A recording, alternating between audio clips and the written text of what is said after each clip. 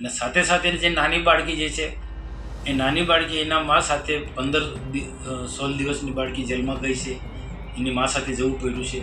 એમને મને પણ ભારે દુઃખ છે અને એને કેમ કરીને એમાંથી મુક્તિ મળે એના માટે અમે પણ જ્યાં કહેવા જેવું હોય ત્યાં અમે કહેવાના છે અને કહી રહ્યા છે.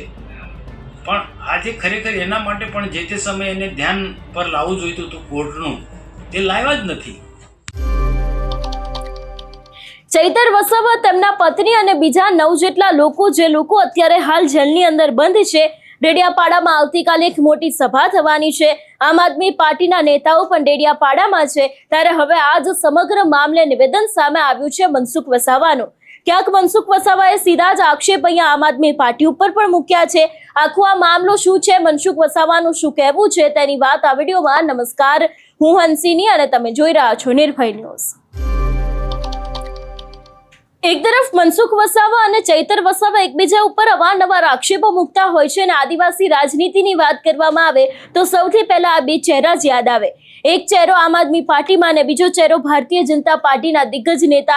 અવારનવાર એકબીજા ઉપર આક્ષેપો મૂકવા અને ખાસ કરીને ક્યાંક ચૈતર વસાવા અને મનસુખ વસાવા એક સાથે સ્ટેજ ઉપર જોવા મળે છે ત્યારે પણ ક્યાંક રાજનીતિ ગરમાતી હોય છે. પણ અત્યારે હાલની જે વર્તમાન પરિસ્થિતિ ચાલી રહી છે એને જ લઈને ક્યાંક મનસુખ વસાવા દ્વારા સીધા જ આક્ષેપો છે તે ચૈતર વસાવા ઉપર તો કરવામાં આવ્યા છે, પણ આમ આદમી પાર્ટીના નેતાઓ પણ આની પાછળ એટલા જ જવાબદાર છે એવી વાત પણ મનસુખ વસાવાએ કહી છે. સૌથી પહેલા તો વધુમાં આ વિષયને લઈને મનસુખ વસાવાએ શું કહ્યું તે સાંભળીએ. સાથે વર્તમાન પરિસ્થિતિને પણ મેં ઉલ્લેખ કર્યો કે આજે આખા ગુજરાત ને મહારાષ્ટ્રના, રાજસ્થાન, મધ્યપ્રદેશના આદિવાસી અલગ અલગ પાર્ટીના લોકો અહીંયા ડેડિયાપાડામાં આવવાના છે. કેટલીક જગ્યાએ અલગ અલગ કાર્યક્રમ તાલુકા કક્ષાએ, જિલ્લા કક્ષાએ પણ થયા કે ચૈતરભાઈને જે જેલવાસ થયો છે એ સરકાર અને અમારી પાર્ટી પર આરોપ આ લોકો મૂકે છે. પણ આ લોકોને એ લોકો ગેરમાર્ગે દોરી રહ્યા છે કે હંમેશા આ કોર્ટ મેટર છે ને કોર્ટમાં સરકારની કે પાર્ટીની કોઈ દખલગીરી હોતી નથી.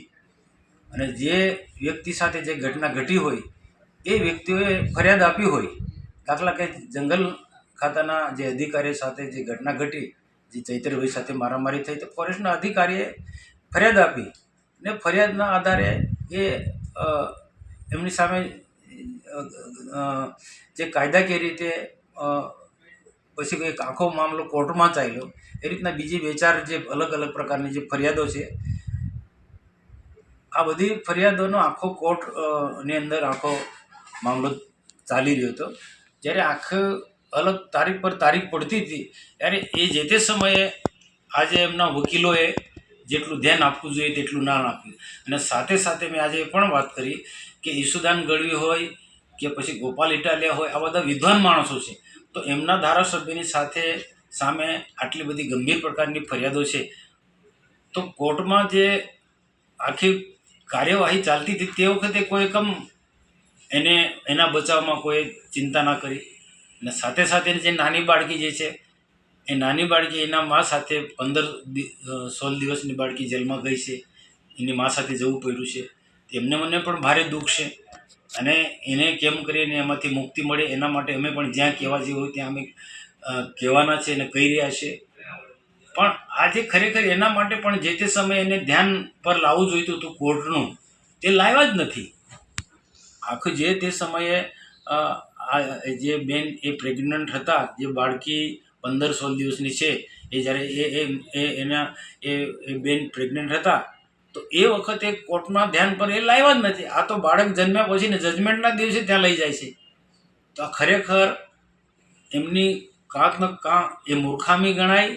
એમના જે આકાઓની પાર્ટીના જે વરિષ્ઠ જે અમારા પર આક્ષેપ મૂકે છે એમની મૂર્ખામી ગણાય, એમની ભૂલ કાં તો ઈરાદો હોય કે જાણી જોઈને ચૈતરભાઈને ફસાવવાનો. તો આ જે આખી ટોટલી જે આખી પ્રક્રિયા એ કાનૂની પ્રક્રિયા હોય છે. એમાં પાર્ટીની કે સરકારની કોઈ એમાં દખલગીરી હોતી નથી.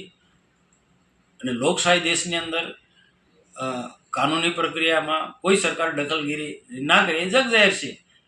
તો કોર્ટની અંદર એમના બચાવ માટે જે રીતના એમને કાળજી રાખવી જોઈએ તે નથી કાળજી રાખી, એ ઈરાદાપૂર્વક કાળજી નથી રાખી એવું હું તો માનું છું. પણ આ જે આખો ટોટલી મામલો કોર્ટમાં છે. હવે પણ આ સેશન કોર્ટ પછી હવે પણ એ હાઈકોર્ટમાં જવાનો છે. તો હાઈકોર્ટમાં કાનૂની દ્રષ્ટિએ આજે વિદ્વાન વકીલો થકી એને બચાવવા માટે એને જામીન મળે એ પ્રયત્ન કરવાનો હોય.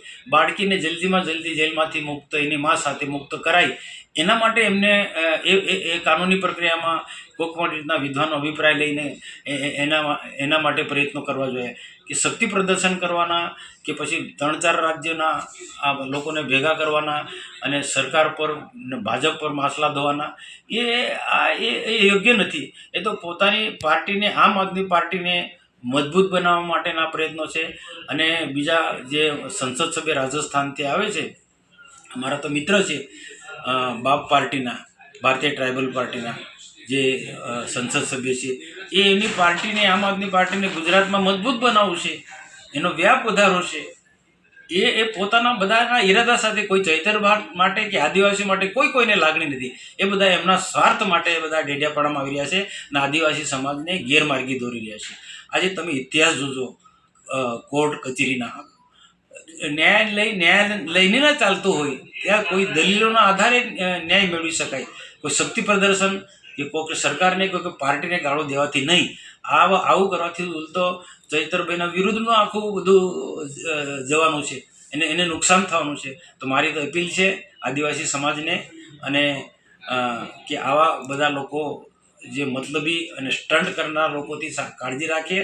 શક્તિ પ્રદર્શન કરશે, બધાને લોકોને ઉશ્કેરી લાવશે બી, પણ ફાયદો કોને થવાનો? એમને ફાયદો થવાનો છે. એ પાર્ટીને મજબૂત કરવા તરફ આગળ વધી રહ્યા છે. ચૈતર વસાવાને તો કોઈ ફાયદો છે જ નથી.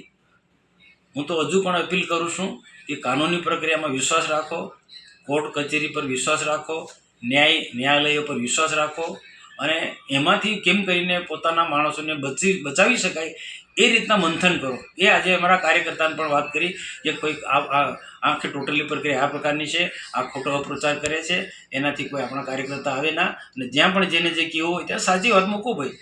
આમાં આપણો કોઈ ઇન્વોલ્વમેન્ટ નથી. એના સ્થાનિક નેતા કે સરકારનો કે પાર્ટીના વરિષ્ઠ નેતાનો કોઈને ઇન્વોલ્વમેન્ટ નહીં. ને ચૈતરભાઈને ફસાવીને અમારે શું કામ છે?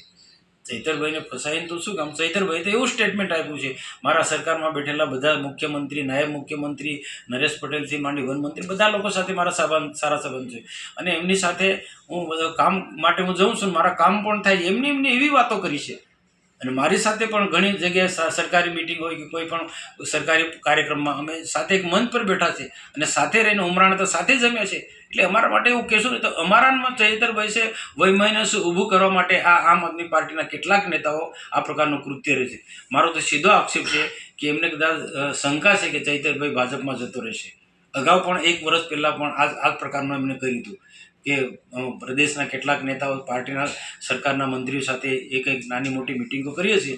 તે વખતે એના શંકા વ્યક્ત કરી હતી અને ડેડિયાપાડામાં આવ્યા હતા અને વિરાય માતામાં એક ફંક્શન બોલાવીને સરકાર વિરુદ્ધમાં, પાર્ટી વિરુદ્ધમાં ચૈતરભાઈ ને સ્ટેટમેન્ટ અપાયું હતું. એટલે આ આમ આદમી પાર્ટીના લોકો ચૈતરભાઈની સારું ઈચ્છતા જ નથી. એ કેમ કરીને ચૈતરભાઈ જેલમાં જાય અને જે ચૈતરભાઈ જેલમાં જાય તો પાર્ટીને વાહ થાય, પાર્ટીને લોકોમાં લાગણી પેદા થાય, એ પ્રકારનું આમ આદમી પાર્ટીના નેતાઓ કૃત્ય કરી રહ્યા છે.